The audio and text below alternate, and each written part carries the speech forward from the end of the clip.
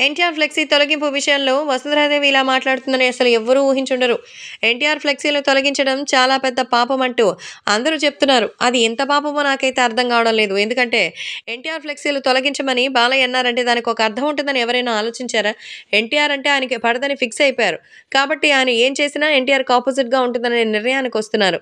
ఆ ప్లేస్‌లో ఎన్టీఆరే కాదు తన కొండ కొడుకు మోక్షజ్ఞకి సంబంధించిన ఫోటో ఉన్న చించి అవతల పడేస్తాడు. కారణం ఘాట్‌లో బ్రతికున్నటువంటి వాళ్ళ ఫోటోలు పెట్టాల్సిన అవసరం ఏముంది?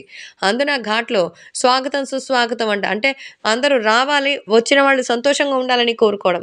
ఒక సమాధి దగ్గరొచ్చినటువంటి వ్యక్తి సంతోషంగా స్వాగతం పలికితే ఎంత ఘోరంగా ఉంటుందో ఆలోచించారా? అసలు ఏమైనా సమంజసమేనా?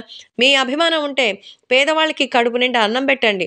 మరి వైద్యం చేయించండి. అలాంటి పనులు చేయాలి గానీ, ఇలా బ్యానర్‌లేసి మనోభావాలు దెబ్బతినేలా చేసి, మళ్ళీ మా బావ మనోభావాలు దెబ్బతిన్నాయంటూ డాన్సులేయడం గాదు.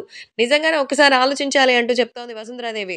మొత్తానికి వసుంధరాదేవి ఫస్ట్ టైమ్ మాస్‌గా వార్నింగ్ ఇచ్చేసింది. బాలయ్య గురించి తప్పుగా మాట్లాడితే అస్సలు ఊహించుకునేటువంటి విషయాలే వేరని